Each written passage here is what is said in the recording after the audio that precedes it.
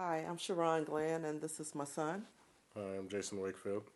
And we're going to start a little story to tell you about a 4th of July party that we were invited to.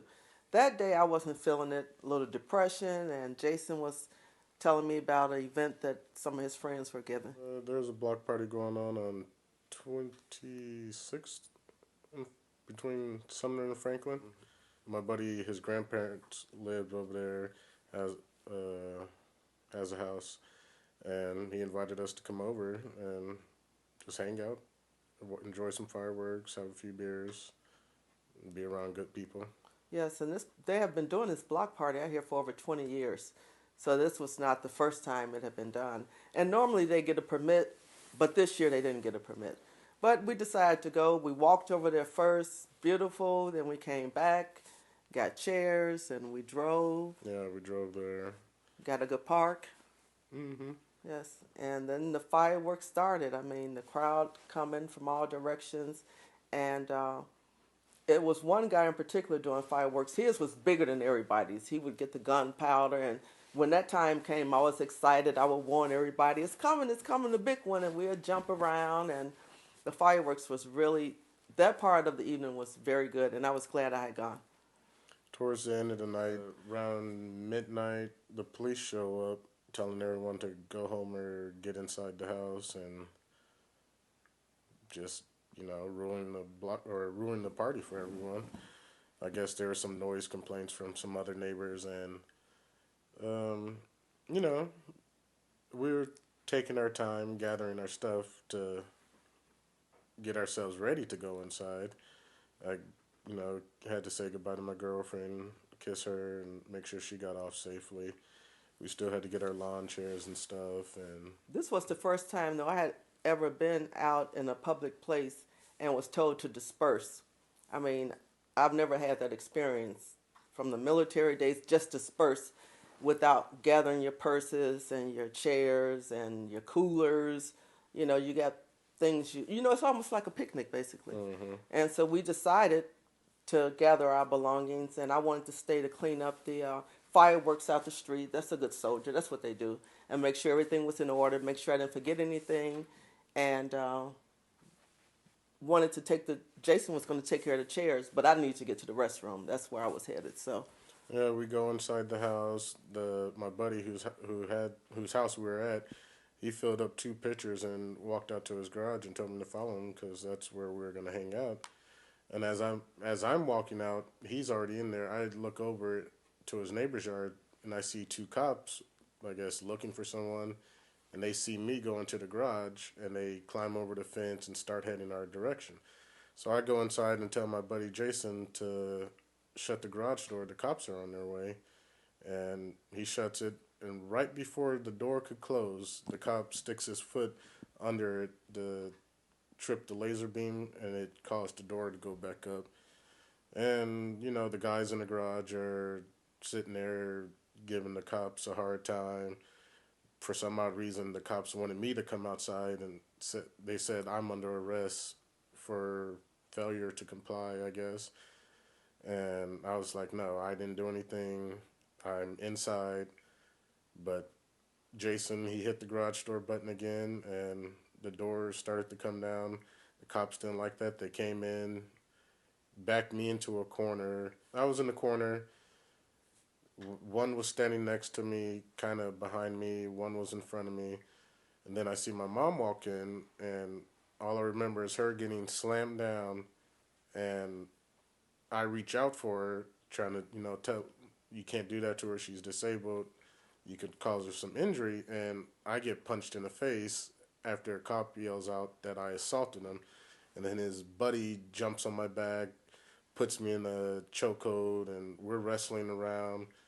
They eventually, I guess, get me to the ground, and I don't know what they're doing to me, but I know I black out and wake up in a pool of my own blood.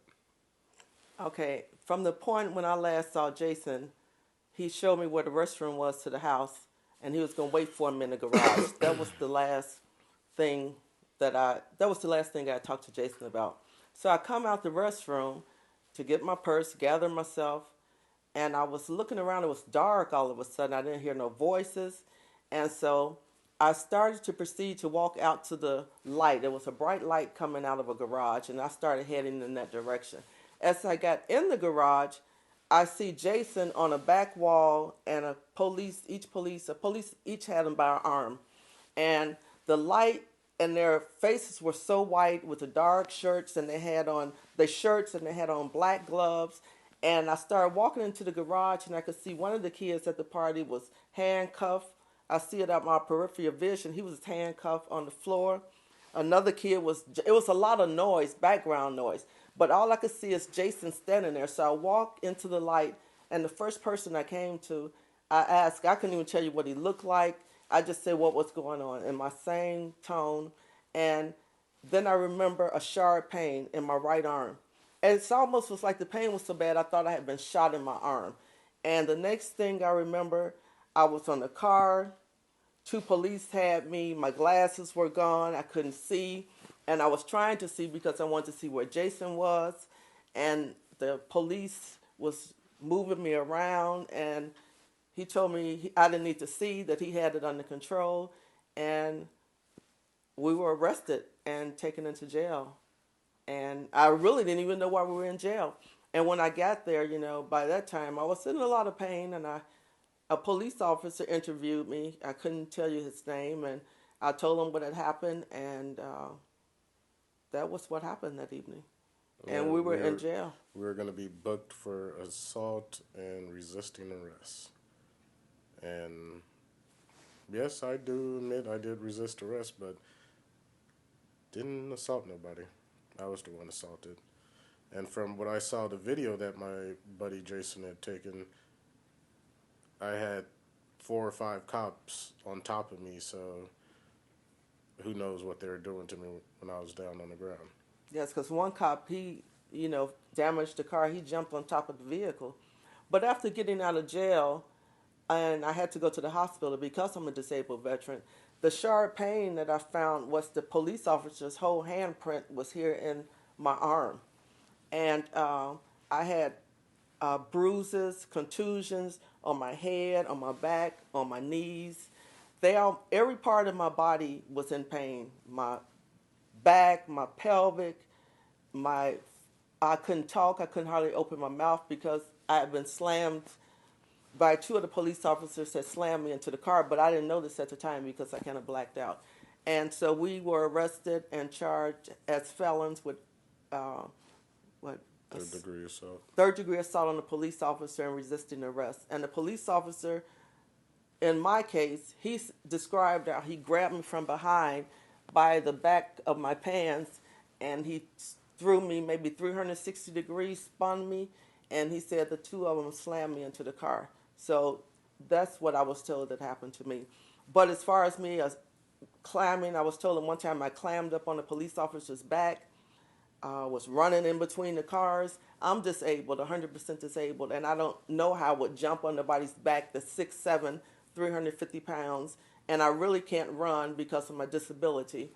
So a lot of the stuff that happened and that was said at the trial was just plain lies. The police, every last one of them lied. Each one of them told a different story from the other officer, which was really crazy. And they had sworn depositions, and their stories differed from the depositions. Yes, the first depositions they gave differed from the original police report they took, which also differed from what they said in court. Right. And then in court, my attorney, Mr. Naylor, he led me on the whole time that he was taking care of my case, didn't want me to be stressed out, everything was going to be okay. The weekend before we were to go to trial, Mr. Naylor tried to get me to take a plea deal, and I refused to take a plea deal. And when we got to court that morning, the attorney's prosecutor was saying, well, if Miss Glenn had been assaulted by the police, then you should have medical records. Well, I had signed for medical release for Mr. Naylor. And when they mentioned my medical records, Mr. Naylor just sat there. And I asked him, was he going to offer a defense for me? He told me he was not going to be offering a defense, that he had told me I should take a plea deal. And so that's how it went. Mm-hmm. And the judge sentenced us and found us both guilty, but after finding us guilty, he said he don't know what happened in the garage that evening. So to me, there was reasonable doubt, but in our case, There was nothing. nothing. We were guilty as soon as we walked into the courtroom. I'm sure the judge had made up his mind already. And for him to throw out a case like that, that would open the door for a lawsuit for the city. And of course, he wouldn't do anything like that. He wouldn't be the judge that gave Lincoln it's a big lawsuit. But we're still fighting it, and we're going to fight it because we did not assault nobody. We were the ones who were assaulted. And you have to think of the whole scenario: a block party, 4th of July, so-called Independence Day, with 400 white people, and you have maybe me and my son, maybe the only minorities there, and we're going to take on the whole police force, 9 police officers. They have guns. I'm disabled, and I'm going to take on the police force. If it doesn't sound right, more than likely it didn't happen, and it's not true. And the perjury, the police officers were allowed to lie. The DVD of the incident, the judge didn't show it in court, and it was just an unfair justice. And to think that this is 2010 and that a black family, military family, can't even go out for an evening without being beat up by the police, and then later we're the ones found guilty of the crime of 9 police officers with guns and black gloves on.